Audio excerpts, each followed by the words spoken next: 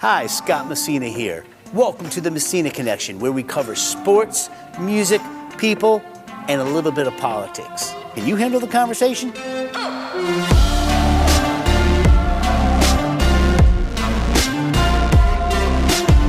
All right, ladies and gentlemen, welcome to the Messina Connection with Scott Messina. I'm here with my good friend Dave Chioli. We got a lot to talk about, and you know what I want to start off with.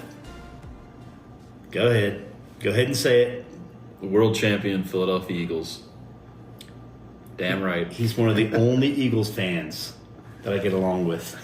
He's my favorite Eagles fan. I got a couple that are nice, but I'm Washington fan. He's an Eagles fan, and that's how we actually became buddies about 15 years ago, watching the games, and then all of a sudden, it just went from there, man. It did. So your career, what you do. So basically, the Messina Connection talks about everything, dude. We talk about business, we talk about music, entertainment, we talk about politics, real talk, no bullshit, just straight up, no fluff, and no censorship, which is very important to both of us, right? But tell everybody what you do, man. Mecca Productions. I mean, it's just an unbelievable thing at what you do, and then I'll brag about you. Oh wait. Shot with Scott. You got to start everything with a shot with Scott. Let's go. Beautiful. So Mecca Productions, we are a custom fabrication company. We build scenery for the entertainment industry, for the theme park industry, for the television industry. So we basically take somebody's design or conceptual design, and we take it from there, and we fabricate it in-house in Orlando. We're looking to expand to Nashville. Just finished up Epic Universe, or we're finishing it up, so we should be done with that in a few weeks. That opens this Memorial Day. So what did that entail? Like when you say fabricate, I understand like in TV world, fabricating sets, like for Mandalorian or for whatever, the sets that go in front of these big LED screens and all of that. Define for our viewers fabrication and what the definition of that is. So basically we take the design that they come up with, and then we take that design and we have full metal fabrication capabilities, woodworking capabilities. We basically take their creation and building the props, building all the scenery that's around you when you're in the theme park and you're immersed in that world. We just finished How to Train Your Dragon, which is a land. We created all the barrels, so all the barrels from the movie. Everything is based off of the IP from the movies. So in our fiberglass department, we carve the barrels. All the barrels are made from scratch. So basically, everything is created from new. We don't take anything or buy it off the shelf. It's all brand new and custom made. Wow, dude, that's no, seriously, that's fascinating. I mean, I guess the biggest claim to fame I got to brag about, I told you I brag, is Hollywood Horror Nights. I mean, you've been doing that for what, over 20 years, you were telling me? We've done Hallow Scream at Busch Gardens for the past, or this will be our 18th year, and then this is our 10th year for Halloween Horror Nights at Universal Studios. So when everybody goes into the old sound stages, I guess they're the old sound stages, they flip into the haunted houses, which theme the movie. Correct. And then you provide, not the actors, not all the talent, Universal handles all of that, but you provide all the set design for those houses, yes? Well, we Universal has their own specific department that is just strictly for Halloween Horror Nights. So typically they have 5 original houses that they come up with, and then they come up with 5 IP houses. So in the past, they've done Stranger Things, Halloween, Friday the 13th. So every year it's a whole new concept, and that's about 10 months out of our year is working on building the houses for Halloween. That's to code per Orange County. So we build just like you're building a house. So we build the house, we get it inspected, and then from there we take their design and build the Halloween houses. Jeez. I remember you telling me after Halloween last year, I remember you telling me, yeah, dude, we're starting on next year already.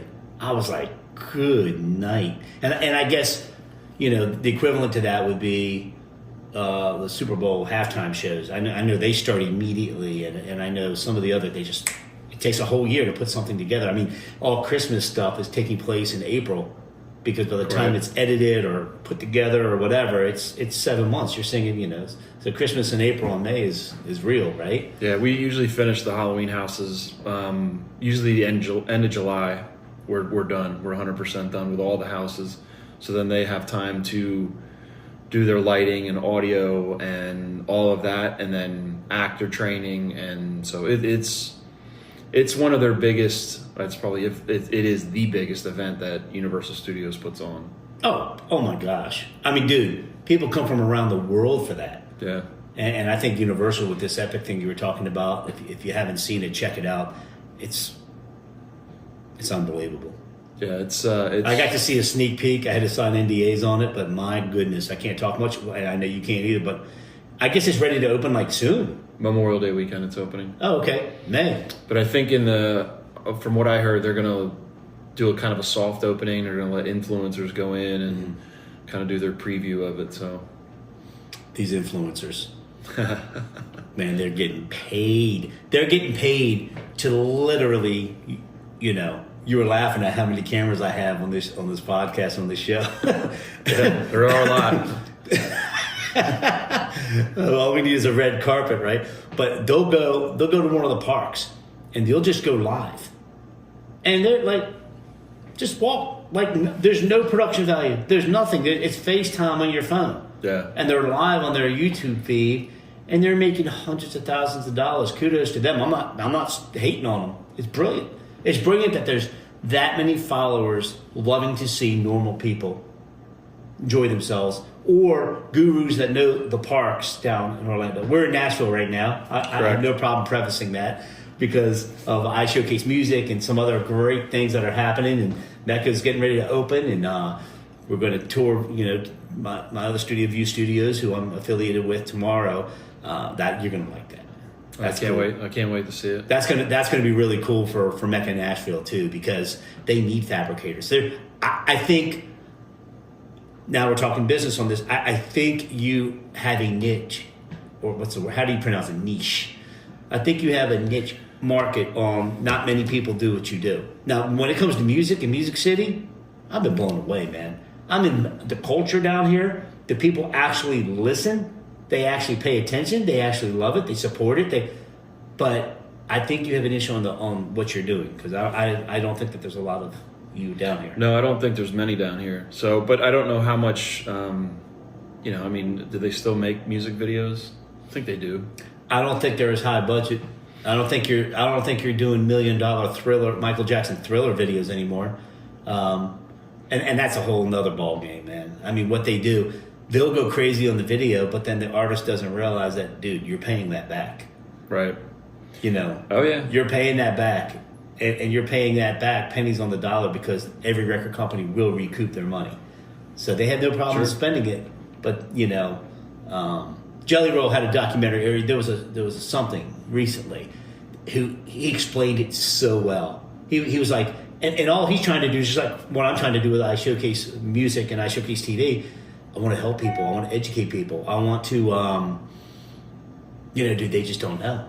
There was, in the NFL, there was actually a group of veterans that started classes trying to teach the players how to responsibly use their money. Sure. So I knew you play for 5 years, you get hurt, you're done. You play. Some people play for 10. Not everybody's Tom Brady, right? They need that in the music industry. I think it needs to be completely upfront and completely, hey, okay. Oh, yeah. If you want that $500,000 video, or you want that $250,000 video, you're going to pay this back, and you're not going to pay it back. Nobody's buying records, dude. Yeah. Well, Snoop even came on. He got 1 billion streams and only made like $42,000 on 1 billion streams, and he was like, "What the heck? What the hell is this about?" Yeah.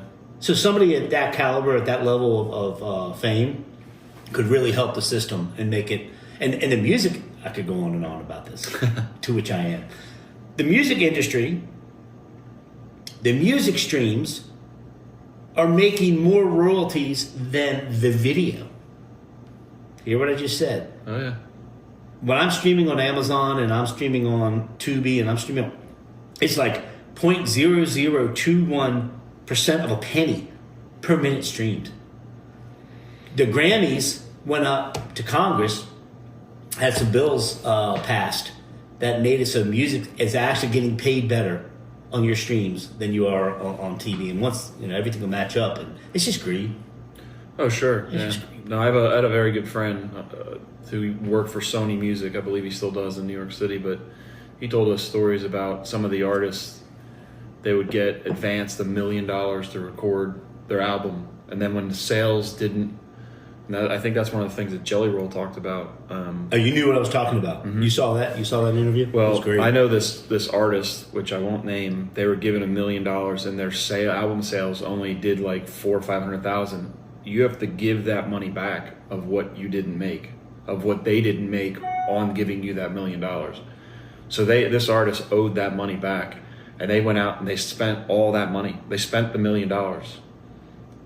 So then they had a. So they were in debt for 600,000. Then Sony had to go after them to get the money back. It's crazy industry. It's a savage industry, but there's time for change. Sure. The whole country's changing right now. If we want to talk a little politics, I'm all in.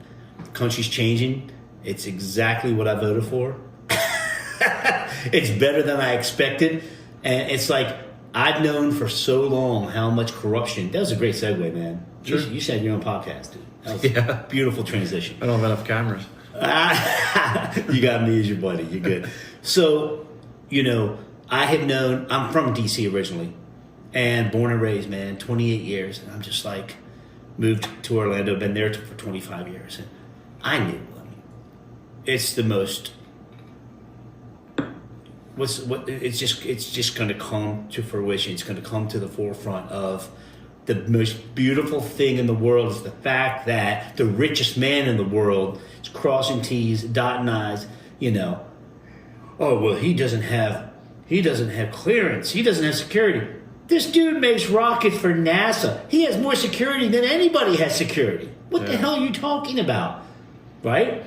So for him to get it right and all of that, I have, and I'm not going to mention them either, family members, friends, a lot of people work for the government. Right. And I would hear, by 11 a.m. they're done. Their day is completely done. There's the productivity. Yeah. And it's like, not anymore. Not anymore, man. I am so glad the fat's getting ready to get cut, and it's just going to be so great for this country. The amount of taxes I pay, I like to know where my money's going. And the fact that my mom is about to be 82 and she's worried about her Social Security, and then you find out that, million plus people are getting checks every month, then they're 150 to 200 years old. 150 years old. I just think that the corruption is so deep that, and they're trying to block him right now. They're trying everything they can to stop him from figuring out where all this wasteful money is going.